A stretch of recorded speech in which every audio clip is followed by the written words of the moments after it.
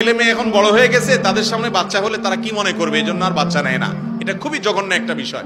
মনে রাখবেন, পশ্চিমা দুনিয়ার মানুষরা আমাদেরকে বুঝাইছে যে ছেলে হোক মেয়ে হোক দুইটা হলে সুখী পরিবার হওয়া যায়, ছোট পরিবার সুখী পরিবার।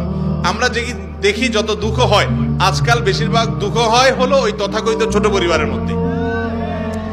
ইহুদিরা এক সময় তারা যখন আমাদেরকে জন্ম নিয়ন্ত্রণের ফজিলত শুনাইতো, তারা পশ্চিমা দেশগুলোর রাস্তা রাস্তায় 5টা 7টা 8টা তাদের বাচ্চা সাথে নিয়ে নিয়ে ঘুরে বেড়াইত।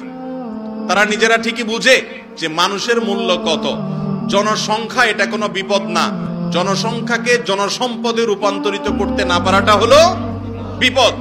চায়নাতে এত মানুষ, চায়না গোটা দুনিয়ার বাণিজ্যিক নেতৃত্ব যারা দিচ্ছে তাদের মধ্যে একটা দেশ। অতএব জনসম্পদে রূপান্তর করতে হবে। বেশিরভাগ মা বাপ যারা জন্ম নিয়ন্ত্রণ করতে করতে